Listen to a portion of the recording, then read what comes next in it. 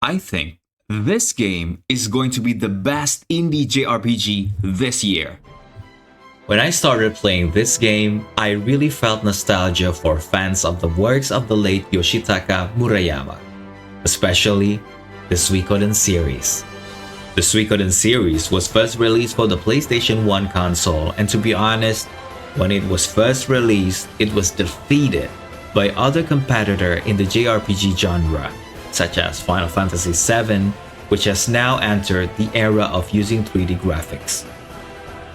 The Suikoden series is also very famous as a JRPG that carries the theme of politics and friendship, where the main character tends to be a leader who recruits and gathers other heroes who are spread across the country and each have their own unique stories.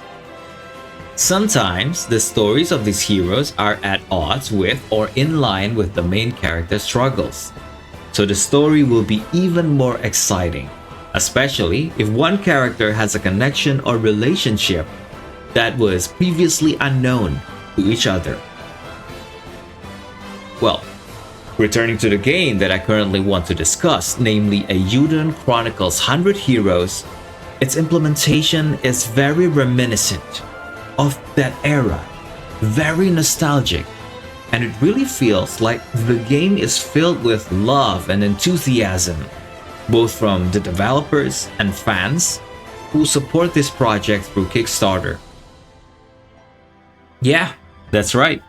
This is an indie game revived by fans of the Suikoden series.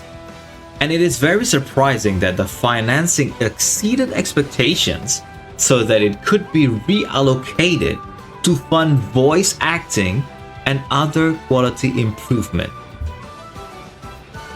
But what about gamers who have never played the Suikoden series before?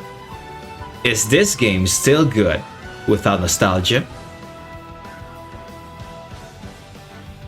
Well, without giving away the contents of the story, there are actually many different opinions regarding the storyline in the EIYUDEN series.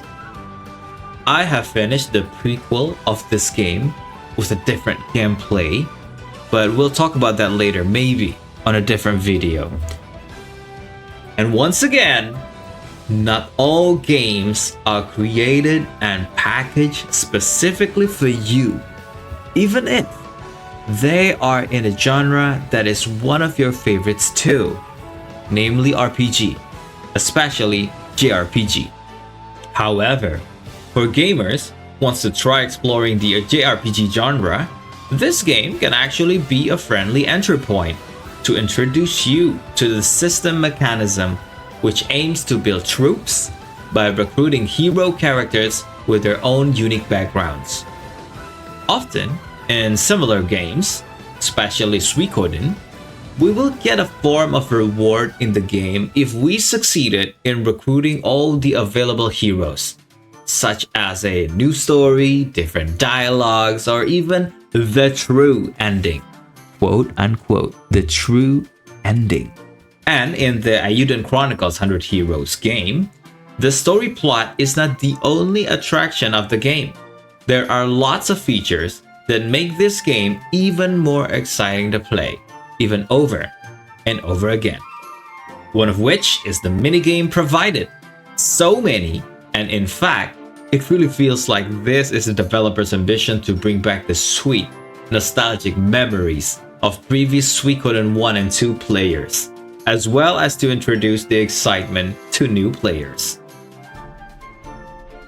Lately, it's no surprise that RPG games have fishing and cooking features, even though the mechanism implemented here are practically and beginner friendly. What I'm saying is, it's super easy to do, and easy may not be for everyone.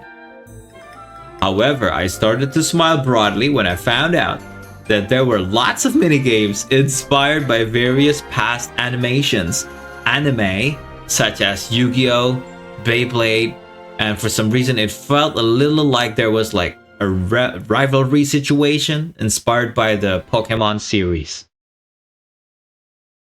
And the development of the country that we lead is ultimately also part of the minigame, like a simulation game. And watching its growth and change really gives great satisfaction. So, what about the battle mechanism?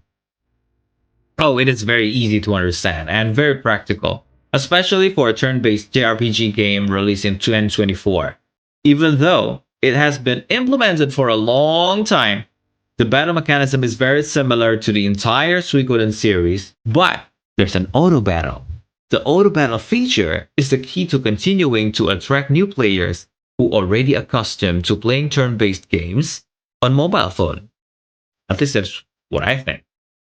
In addition to the unique moves that their characters have, heroes who have ties in background or friendship can carry out powerful collaborative attacks to help make the fight easier. I think they call this Unite move in the Suikoden series.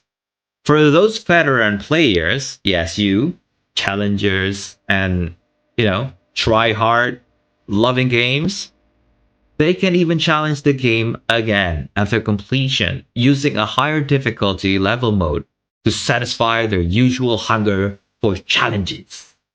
So, is there really no downside to this game? Oh, there is. To be honest, there is. But it cannot be included completely as a weakness of the product because this is related to the inaccurate language localization and even tends to slightly change the characteristics of some of the heroes in this game. So, I don't know. What do you think? Is this the product's fault or is it the team? Apart from everything I have said, as a game, EIYUDEN Chronicles 100 Heroes is an indie JRPG game that has been made very well. Finally, I can feel the love and passion of game makers in their product. And I have high hopes for this game receiving an award as one of the best indie JRPG games this year. There have also been rumors of this game getting a sequel, apart from additional story updates for those who bought the deluxe edition or Kickstarter backers. So what do you think about EIYUDEN Chronicles 100 Heroes? Do you agree with some or everything I've said? Or is it the opposite? Please write in the comments, give a like if you like the topic, subscribe if you like this channel, and thank you for visiting Florian.